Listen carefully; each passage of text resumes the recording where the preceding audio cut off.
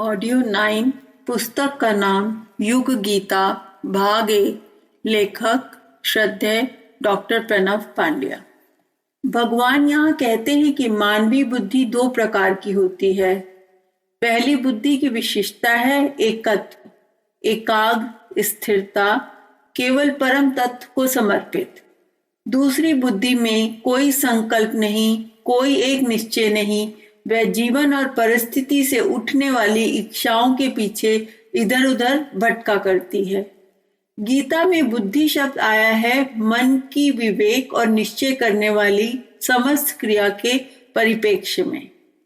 इस प्रकार भगवान व्यावसायिक और अव्यावसायिक दो प्रकार की बुद्धि के रूप में विश्लेषण करते हैं।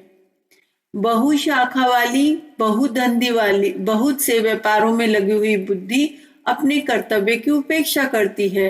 ये भगवान यहाँ समझाने का प्रयास कर रहे हैं। बुद्धि को उधरमुखी और अंतर्मुखी करना ही हमारा कर्तव्य होना चाहिए। इस बात को समझाने के लिए भगवान ने इतना बड़ा स्पष्टीकरण अर्जुन को देना पड़ा। 41वें श्लोक में भगवान कहते हैं, हे अर्जुन, इस कर्म योग में निश्चयात्मिका बुद्धि तो एक ही होती है, किंतु अस्थिर विचार वाले विवेकहीन सकाम मनुष्यों की बुद्धियां निश्चय ही बहुत भेदों वाली और अनंत होती हैं। हमें इसमें 2-3 शब्दों को समझना चाहिए। अस्थिर शब्दों को समझना चाहिए। अस्थिर विचार वाले, विवेकहीन, सकाम, बहुत भेदों वाली व अनंत बुद्धि। पहले 3 शब्द उन मनुष्यों के लिए प्रयुक्त किए गए हैं जो धर्म को कर्तव्य कर्म नहीं व्यापार मानते हैं, भगवान से भी सकाम भक्ति करते हैं। कामना की पूर्ति हो तो भगवान है और नहीं तो नहीं है। ऐसे लोगों को विवेकहीन कहकर भगवान ने उनकी बुद्धि अनंत अर्थात बहुदिशा वाली, भटकने वाली, अस्थिर बताई है। आगे वे कहते हैं, हे अर्जुन, जो भोगों में तन्मय हो जाते हैं, जो कर्म फल के प्रशंसक वेद वाक्यों के में ही प्रीति रखते हैं, जिनकी बुद्धि में स्वर्ग ही परम प्राप्य वस्तु है और जो स्वर्ग से बढ़कर दूसरी कोई वस्तु ही नहीं, ऐसा कहने वाले हैं, वे अविवेकी जन इस प्रकार की जिस पुष्पित अर्थात शोभायुक्त वाणी को कहा करते हैं, जो कि जन्म रूप कर्मफल देने वाली एवं भोग तथा ऐश्वर्य की प्राप्ति के लिए नाना प्रकार की क्रियाओं का वर्णन करने वाली है, उस वाणी द्वारा जिनका चित्त हर लिया जाता है, जो भोग तथा ऐश्वर्य में अत्यंत आसक्त है, उन पुरुषों की परमात्मा में निश्चयात्मिका बुद्धि नहीं होती। एक प्रकार से उन्होंने आज के युग की समीक्षा ही कर डाली है।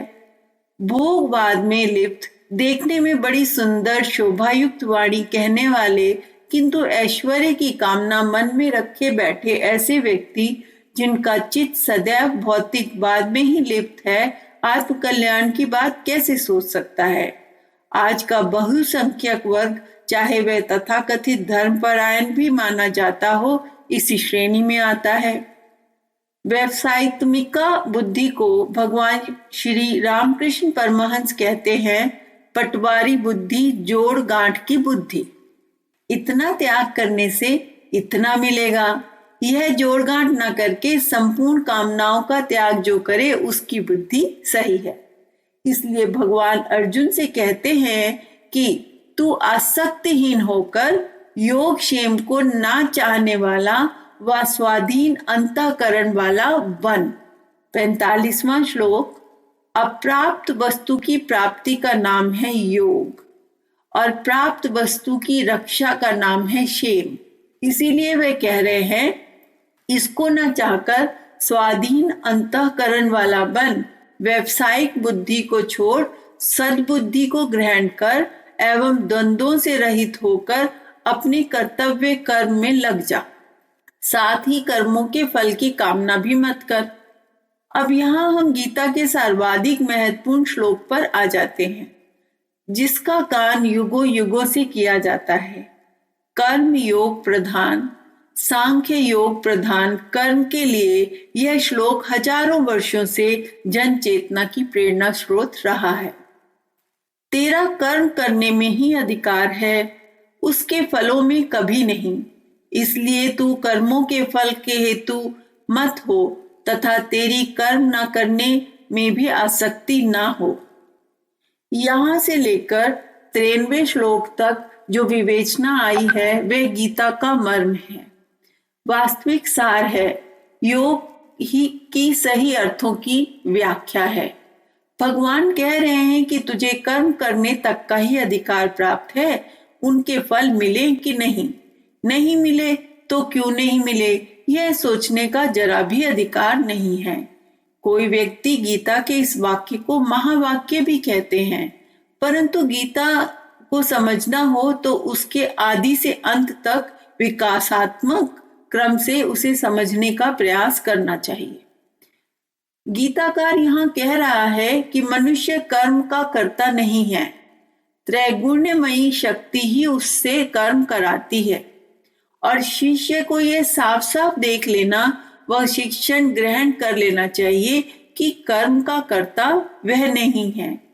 जैसे ही हमें अपनी चेतना में यह अनुभूति होने लगती है कि हम अपने कर्मों के कर्ता नहीं हैं, त्यों ही कर्म फल अधिकार के समान ही कर्म अधिकार भी मन बुद्धि से तिरोहित हो जाता है। तब कर्म विषयक सारे अहंकार भी समाप्त हो जाते हैं।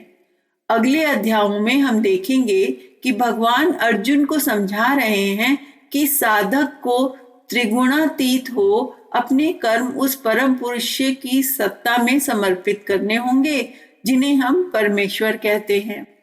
उनके संकल्प के साथ अपने संकल्प का तादात्म्य हो जाना होगा, उनकी चेतना से सचेतन होना होगा, उन्हीं को कर्म का निर्णय और आरंभ कर देना होगा। यह समर्पण ही मनुष्य के लिए निर्धारित योग है, उसे नर से नारायण बनाने वाला, जीव से ब्रह्म के साथ एकाकार करने वाला महापुरुषार्थ है। उसकी शुरुआत यहाँ से होनी है जिसे 47वें व फिर 48वें श्लोक में बताया गया है। 48वें श्लोक में भगवान कहते हैं, हे धनंजय, तू आसक्ति को त्याग कर और सिद्धि और असिद्धि के समान बुद्धि वाला होकर योग से स्थित हुआ कर्तव्य कर्मों को कर। समाप्त ही योग कहलाता है। योगस्तः कुरु कर्माणि, योग में स्थित होकर कर्म का संगत्यकत्वा, आसक्ति को छोड़ तथा सम्मत्वम योग उच्यते, जो कुछ भी कर्म किया जाए उसके पूर्ण होने और ना होने में तथा इसके फल में संभाव रहने का नाम समाप्त है एवं इसी को योग कहा जाता है। यह 3 महत्वपूर्ण आशंकाएं इस श्लोक में आई हैं एवं सांख्य योग के मूल मर्म तक हमें ले जाती हैं। यदि हमें जीवन की किसी भी जटिलता का समाधान चाहिए तो हमें योगस्थ होकर कर्म करने की शैली सीखनी होगी। यही हमें श्रेष्ठ जीवन जीने वाला कलाकार, श्रेष्ठ व्यवस्थापक, श्रेष्ठ परिवार का अधिष्ठाता बना सकती है। लोक सेवी बनकर युग साधना करना परम पूज्य गुरुदेव ने हमें सिखाया, तो बार बार कहा, योग में स्थित होकर अपने कर्म करो, भव बंधनों से आसक्ति को छोड़ो एवं समाप्त का भाव मन में ले आओ। यदि हम घर पर रहकर परिवार चलाते हुए भी जीवन जीना चाहते हैं तो सही सूत्र हमारे जीवन का मार्गदर्शक बन जाता है। एक बड़ी विशेष बात इस श्लोक में आई है, संगत्यकत्वा धनंजय, हे धनंजय, तू आसक्ति को छोड़कर कर्म कर। धनंजय अर्जुन को छोड़कर कर्म कर। धनंजय अर्जुन का बड़ा प्रख्यात नाम है, पर यहीं पर भगवान ने उसे इस नाम से संबोधित क्यों किया? इसका प्रत्युत्तर बड़ा रोचक है। धनंजय का अर्थ है धन का खजाना जीतकर आने वाला विजयी पुरुष। श्री कृष्ण यहाँ पार्थ भी कह सकते थे, अर्जुन भी कह सकते थे, लेकिन यहाँ साधनों के प्रति आसक्ति छोड़ योग में स्थित होने की बात आ रही है। वहां कह रहे हैं धनंजय, तू खजाना जीत कर लाया था, तुझे सिद्धि प्राप्त है, वैभवशाली है, वीर है, पर इन सब भावों के प्रति आसक्ति छोड़कर कर्म कर।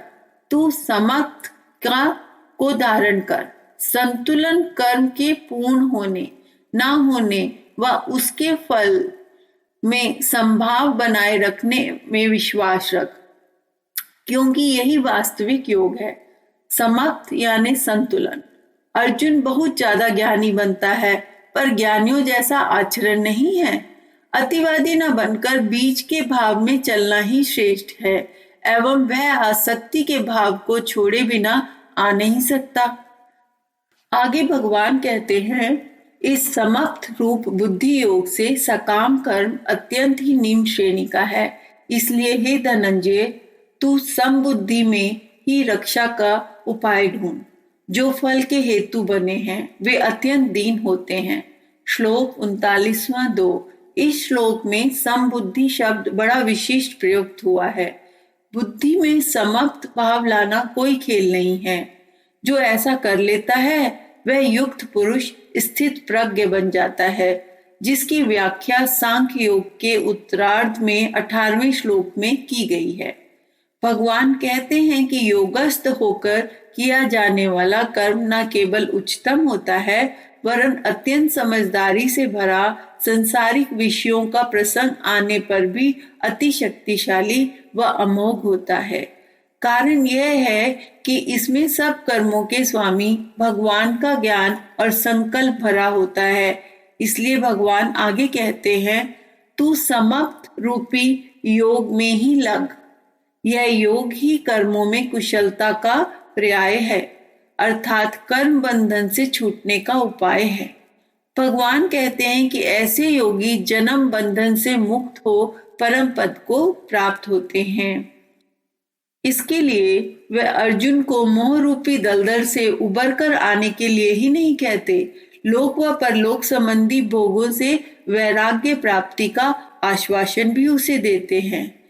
यह योग प्राप्त कैसे हो, इसके लिए वह 53वें श्लोक में कहते हैं कि भांति भांति के वचनों को सुनने से विचलित हुई तेरी बुद्धि जब परमात्मा में अचल और स्थिर ठहर जाएगी, तब तू योग को प्राप्त होगा, अर्थात तेरा परमात्मा से नित्य संजोग हो जाएगा। कितना सुंदर उत्तर अर्जुन की समस्त जिज्ञासाओं का है।